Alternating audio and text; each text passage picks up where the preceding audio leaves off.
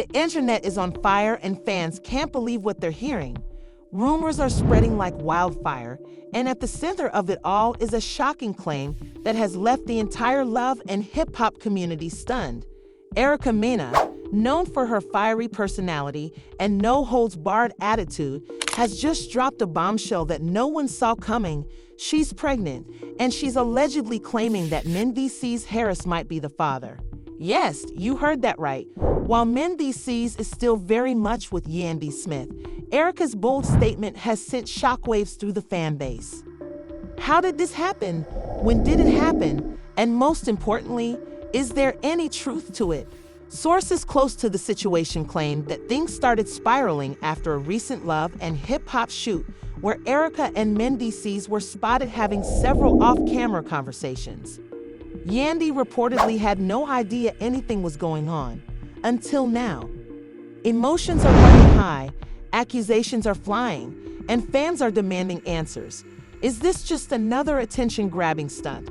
Or is there more to the story than anyone expected?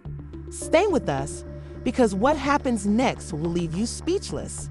The morning after Erica's post, the city buzzed with gossip.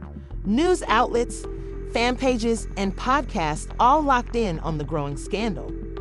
One blogger claimed to have seen Erica leaving a clinic with what looked like their paperwork tucked into her purse. Another swore they overheard her on the phone saying, "I already know what the results are, but I want him to say it." Whether these claims were true or not didn't matter. They added more fuel to the chaos. Fans were glued to their screens, waiting for any kind of confirmation. Then came the leak that would shake everything to its core. A digital copy of what appeared to be a prenatal DNA test began circulating online. It had two names blurred out, the alleged father and the mother, but the document looked legitimate. The results, however, were clear, a 99.8% probability. The internet lost its mind. Some claimed the test was photoshopped. Others insisted it was the smoking gun. The drama hit an all-time high. While Erica remained silent, her followers flooded her comments, demanding answers. Is it true? Why aren't you saying anything? This changes everything. But she didn't respond to a single message.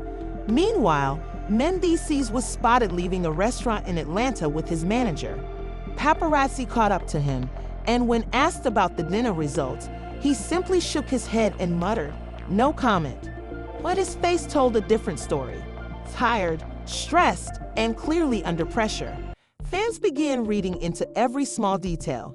His body language, the way he avoided eye contact, even the way he clenched his jaw, it all hinted at guilt. The silence was no longer working in his favor. Yandi, on the other hand, was crumbling behind the scenes. Insiders close to her said she had been crying for days, barely eating, and refusing to leave her home. Friends tried to support her, but she wasn't speaking to anyone. One source claimed she told a confidant, "I don't know what's worse, the betrayal or the humiliation." To fans, Yandi had always seemed like the strong, composed one. Now, seeing her broken like this was heartbreaking. Supporters flooded her page with love and encouragement, but even that couldn't shield her from the storm. Then came the most unexpected twist. Erica agreed to sit down for an exclusive interview with a popular podcast. The teaser clip went viral before the full episode even dropped. In it, Erica sat in a dimly lit room, wearing a hoodie and barely any makeup. Her voice trembled as she said, "I didn't want it to come to this, but I won't be silenced anymore." When the episode finally aired, fans were hanging on to every word. Erica revealed that she and Mendeecees had been close during a rough patch in his marriage. She claimed it started innocently, just conversations, venting, bonding over stress. But eventually, things crossed the line. "I'm not proud of it," she said, wiping away a tear. "I knew it was wrong, but it happened. And I never expected to get pregnant. But once I did, I had a choice, lie to everyone or face the truth. And I chose the truth." The room fell silent. Even the host seemed caught off guard. Erica continued, explaining that she'd reached out to Mendeecees privately, hoping to handle things quietly. But when he started ignoring her messages and acting like nothing had happened, she felt forced to speak out. "I kept thinking he'd do the right thing," she said. "But instead, he tried to make me feel like I was crazy, like I imagined it all. And that's when I knew I had to protect my child, even if that meant burning bridges." The confession sent shockwaves across the internet. Fans were stunned. Many praised her courage. Others questioned the timing and motives. Cook. Instead, he informed the world that he loved burgers and that this grill made them great. Work wasn't an immediate success, and the early infomercials were awkward. Sales of the George Foreman grill skyrocketed by the early 2000s, with over 100 million grills sold globally, thanks to Foreman's healthy lifestyle, hearty laugh, wide smile, and unquestionable sincerity. It was ingenious that he negotiated a portion of the revenues rather than a one-time endorsement fee. By the time Sultan in Canaan, the company that owned the grill, purchased his rights in 1999, Foreman left with an estimated in contrast to his first windfall, which had eluded him. George was astute this time and made an investment that changed his family's future. The $138 million payday, which was more than he had ever earned from boxing the grill, did more than simply boost his bank account.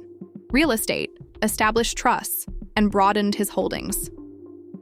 The George Foreman grill served as the foundation for an empire that transcended boxing, stardom, and the realm of American commerce. Not only a rich man, but also one of the few athletes who had actually overcome financial obstacles. Yet even as his riches increased, George never lost sight of his roots or the people he was fighting for behind the smile, the celebrity, and the fortune. The most essential item in George Foreman's public persona was his family. He had 12 children, 5 sons, all of whom were notably called George, and 7 daughters. His family wasn't just significant. It was everything when he had promised his children, who were young and impoverished, that if he ever succeeded, they would never have to endure the life he had. No more hunger, no more dread, no more nights of wondering if the lights would stay on. Foreman kept his promise. Riches to provide a safety net for his family, purchasing homes for them, funding their college education, and helping them start their own companies and careers. However, it wasn't only about providing them with financial support. It was also about giving. Despite his hectic schedule, George was quite involved in their lives. He once stated in an interview that, "Money can't raise your kids, you've got to be there." Whenever feasible, he attended family dinners, athletic events, and school plays. He wasn't simply a giver, he was a presence. He also made sure his wealth was secure by setting up a number of trusts to make sure that after his death, his wealth would be dispersed sensibly and equitably. And his aim was straightforward. No conflict, no court cases, no media attention, just a family remaining united as he had always desired. Each of his children received a letter. George personally wrote personal letters that were full of love, wisdom, and memories. Instead of discussing money, he talked about faith, tenacity, kindness, and what it meant to bear the Foreman name. By the time George Foreman passed away, he had not only ensured his family's financial future, but also laid a foundation for them. That was more resilient than any bank account. As we will soon discover when the last chapter of his life begins, he was proud and humble. As the years passed, even George Foreman's unbreakable frame started to show signs of wear brought on by decades of neglect. It wasn't the millions that caused his children to cry, but rather the guy who gave them everything who really left the largest hole. He had numerous surgeries for hip replacements, knee replacements, and other injuries after being punished in the boxing arena by fighters like Joe Frazier, Muhammad Ali, Ron Lyle, and innumerable more. Chronic back discomfort became a daily hardship due to surgeries and procedures to correct residual damage from previous accidents. And his hands, which were previously recognized for throwing the most devastating punches in heavyweight history, became swollen and rigid. He made light of his arthritis in interviews, but his close friends knew it was serious business. Foreman's physical suffering wasn't the only thing holding him back.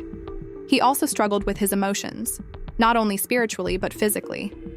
Although he kept the most of the information confidential, there were rumors in the early 2000s and 2010s that he had been diagnosed with cardiac issues as a result of years of physical strain and significant weight changes over his career. According to those close to him, Foreman was quietly getting ready for the next stage of his life, when fighting was no longer a possibility. Public appearances also decreased, and the lengthy media tours and meet and greets were no longer an option. Were brought into the room one by one. Erica sat on the left, Yandi on the right, and Mendeecees directly in the center.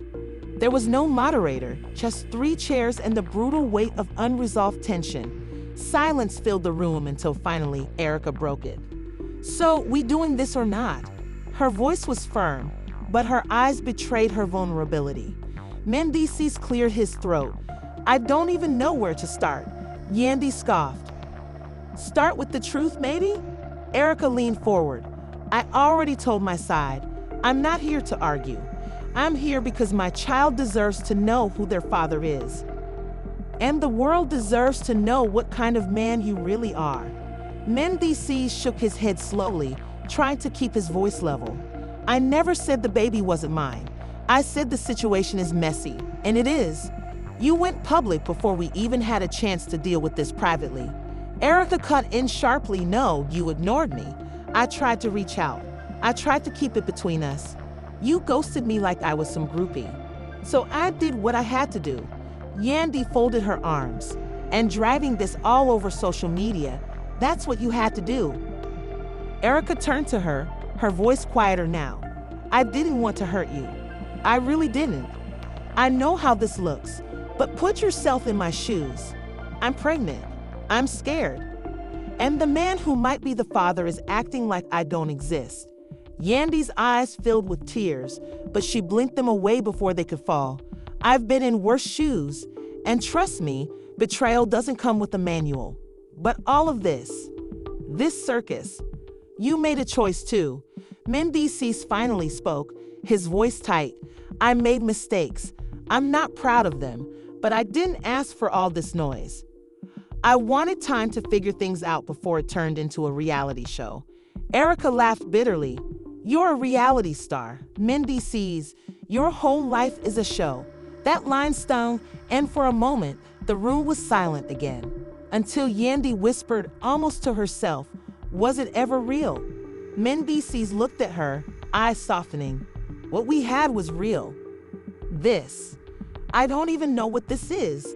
The producers watching from the monitor knew they had struck gold. The raw emotion, the confrontation, the heartbreak. It was all happening in real time, and the cameras were catching every second. Fans watching the leaked preview clips were going wild. Everyone had picked a side, and the internet was ablaze with debates. Team Yandi versus Team Erica, and Mendeecees. He was getting dragged by both sides. Nobody was letting him off the hook. As the sit-down continued, Erica pulled out a small folder from her bag. "These are the official nail results," she said, handing them over. Mendeecees hesitated, then took the papers and began to read. The silence stretched for what felt like minutes. Then he closed the folder and looked up. "It's mine," he said simply. Yandi closed her eyes, exhaling sharply. Erica didn't flinch. She'd known the truth. The room felt like it had cracked in half. "So what now?" Erica asked. "You still planning to disappear?" Mendeecees rubbed his temples. "I'm not going anywhere. I'll take responsibility. But this changes everything." Yandi stood up, pacing slightly. "Damn right it does. You had one job, to be honest. And you couldn't even do that. I've held you down through prison, drama, everything. And this is how you repay me." Her voice cracked, and finally, a tear slipped down her cheek. "I was fighting for us while you were sneaking around." Erica looked away, giving Yandi her moment. "I'm not asking you to forgive me," she said softly. "But don't blame me for the choices he made." Mendeecees stood too, trying to speak, but the words wouldn't come. Yandi turned to him, shaking her head. "I'm done talking. I'm done fighting. You two figure out whatever mess you made. I need time." With that, she walked off set, leaving behind an eerie silence. The producers called for a break, but the damage was already done. Outside the studio, Yandi's car was surrounded by paparazzi. She kept her head down, but one reporter managed to ask, "Are you leaving him?" She didn't answer. She didn't have to. Her silence was louder than any statement. Meanwhile, inside, Erica sat alone in her chair, staring at the empty space where Yandi had been. Mendeecees finally spoke. "This isn't what I wanted." Erica looked at him, tired. "But it's what you made." The episode aired just 2 days later, and the response was explosive. Millions tuned in, and the comments section was a battlefield. Fans were heartbroken, furious, stunned. Some praised Erica for her bravery. Others slammed her for going public. Yandi received an outpouring of love and support, with fans posting clips of her speech and tagging her with messages like "You deserve better" and "Stay strong, queen." Mendeecees, on the other hand, faced a storm of backlash. Memes flooded social media. One showed Mendeecees with the caption, "Can't spell Mendeecees without mess." Another had Yandi in a crown with the words "Unbothered royalty." It wasn't just online reactions. Endorsements were being pulled, brand deals put on pause, and insiders whispered that VH1 was considering re-editing upcoming episodes to reflect the fallout. The scandal had taken on a life of its own.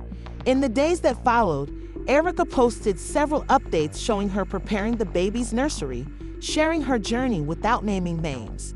Yandi, meanwhile, went quiet. No posts, no stories, just silence. Fans speculated whether she had moved out, filed for separation, or was just trying to heal. Mendeecees posted a cryptic video of himself at a church, the caption reading, "Trying to find peace." But no amount of captions could erase the damage. Friends of the couple began speaking out anonymously. One source claimed Yandi was blindsided. She knew things weren't perfect, but this, she never saw it coming. Another insider close to Erica said she didn't go into this to destroy anyone. She just didn't want to be ignored. She wanted her child to be acknowledged. With emotions running high and no clear resolution in sight, the world continued to watch, waiting for what would happen next. And just when people thought things were starting to settle down, another bombshell dropped. Someone claiming to be Erica's cousin went live on Instagram, showing screenshots of old messages allegedly between Mendeecees and Erica. In them, he's seen calling her beautiful, telling her he can't stop thinking about that night, and even saying, "I wish things were different." Whether the screenshots were real or not, it didn't matter. The damage was done. Fans had already made up their minds. As the dust began to settle from the interview, the dinner test, and the emotional confrontation, one thing became painfully clear: nothing would ever be the same again. The baby wasn't even born yet, and already the world had picked sides, drawn battle lines, and turned a private scandal into public entertainment. But behind the memes and the gossip, real lives were unraveling, and the story wasn't over, not by a long shot. Mendeecees sat alone in his car for nearly an hour after the taping, his phone buzzing nonstop with notifications. Calls from producers, texts from unknown numbers, and social media mentions pouring in by the second. He knew his world was falling apart piece by piece, and there was nothing he could do to stop it. He scrolled through the comments, each one hitting harder than the last. "You ruined everything. How could you do that to Yandi? Another baby? Small." He closed the app, tossed his phone onto the passenger seat, and just stared at the steering wheel, frozen in disbelief. Meanwhile, Yandi had retreated to a close friend's house, avoiding calls from everyone, including family. She needed space. She needed quiet. She needed to breathe. The hurt was deeper than betrayal. It was humiliation. She had stood by him through everything. Prison, rumors, public scrutiny.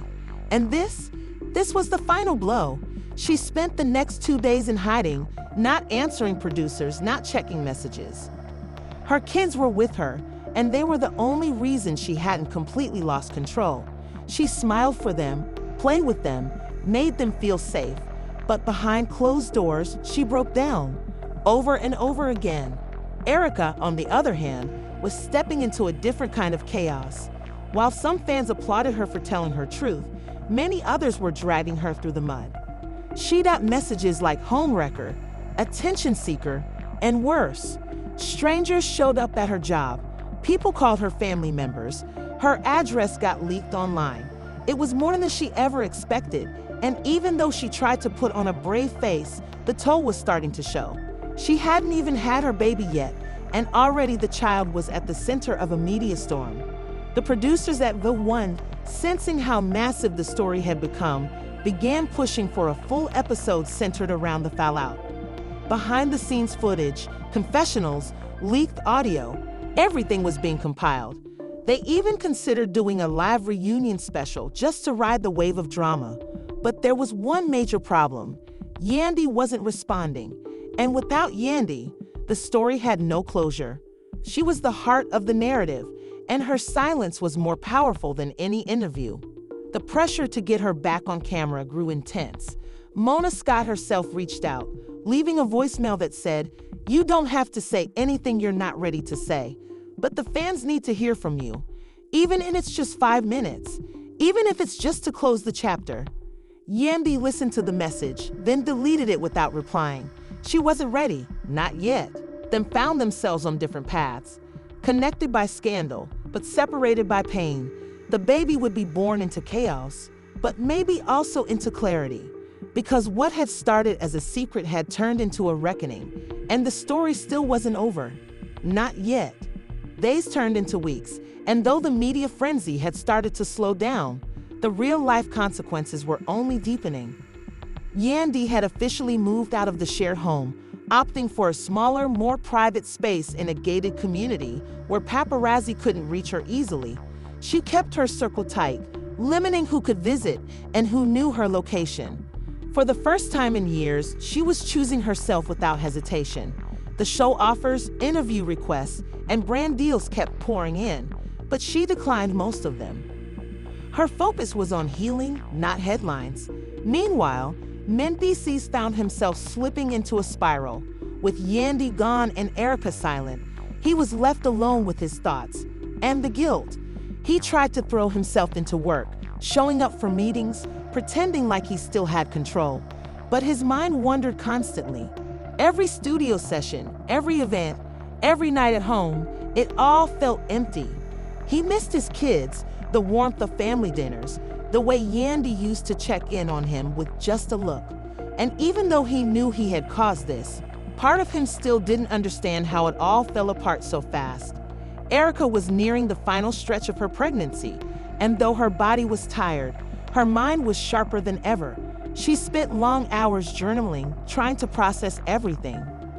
Her baby shower had been canceled due to all the chaos, but a few of her friends still came over to throw her a quiet, private celebration. No cameras, no drama, just love. She smiled more that day than she had in months.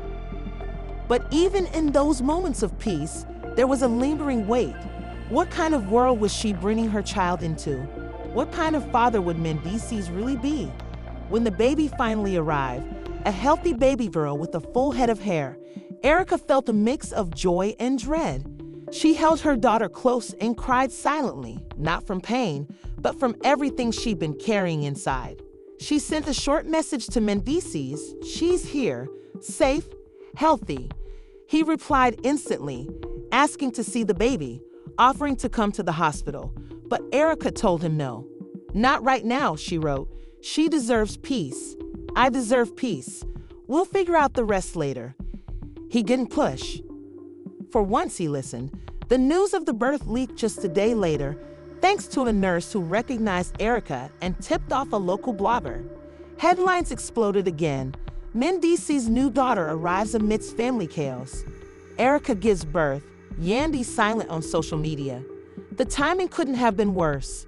Yandi had just started opening up again, trying to move forward slowly. And now this. She didn't respond to the news publicly, but close sources said she broke down when she saw the baby's photo online, not out of jealousy, but because it made everything so final. Bev One producers reached out once more, now hoping for a special episode documenting the baby's arrival and the next chapter in the saga. Erica declined outright. Yandi didn't even reply. Only Mendeecees agreed, showing up for a solo shoot where he talked about becoming a father again, how he wanted to do things right this time, how he was learning from his mistakes. The segment was emotional, but also full of contradictions. He talked about growth, but the comments online were quick to point out he hadn't really done much to prove it. It was all just words again. The network began to pivot. They saw an opportunity to shift the narrative toward redemption and co-parenting, painting Mendeecees as a man trying to put his family back together. They pitched a mini-series, even floated the idea of a therapy-centered spin-off. But Yandi wanted no part of it. For her, the cameras had already taken too much. She didn't want healing to become a spectacle. She wanted real peace. She wanted her kids to grow up away from the noise. Still, she couldn't fully escape the show. Fans followed her everywhere, both online and in real life. Anytime she stepped out, phones went up. Anytime she posted, the comments blew up. Some people begged her to forgive him. Others praised her for walking away. But all of it kept dragging her back into a story she was trying to end.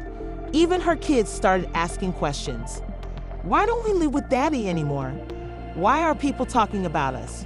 She did her best to protect them, but it was clear the damage wasn't just between her and Mendeecees anymore.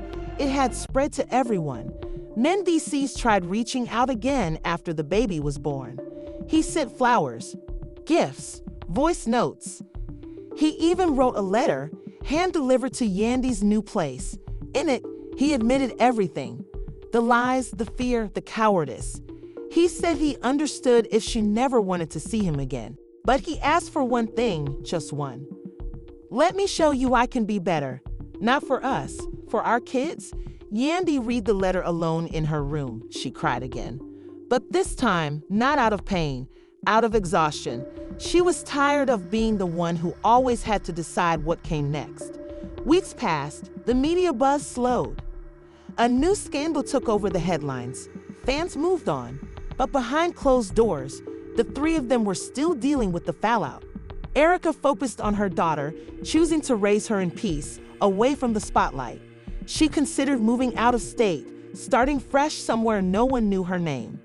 Yandi returned to her nonprofit work, helping young girls find their voice, a mission that now felt more personal than ever. And Mendeecees. He started going to therapy, real therapy. No cameras, no crew, just him, a chair, and the weight of his choices. Over time, there were small shifts. Yandi allowed Mendeecees to see the kids, but only under supervision. Erica let him visit the baby once, but made it clear she was in control now. They weren't friends. They weren't enemies.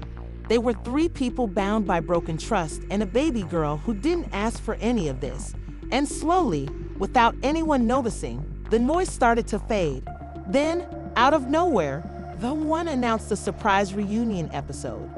One night only, raw, unscripted, no filters. The promo had clips of old memories, tears, laughter, even a few shots from the recent confessional tapes. Fans were hyped. Everyone wondered, would all three show up? Would Yandi finally confront Mendeecees face to face? Would Erica speak her truth on camera again? The night of the reunion came. The studio was packed. Security was tight. Cameras rolled from every angle.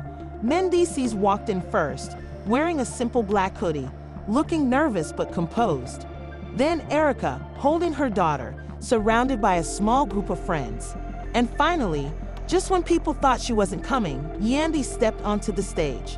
The room went silent. She sat down slowly, looked around, and simply said, "I'm here, not for drama, not for ratings, for closure." And in that moment, the story wasn't about betrayal anymore. It wasn't about scandal. It was about three people finally facing the truth, raw, exposed, and unfiltered. Because sometimes the loudest endings are the ones that come in silence. And sometimes closure doesn't look like forgiveness. It looks like walking away, stronger than you were before.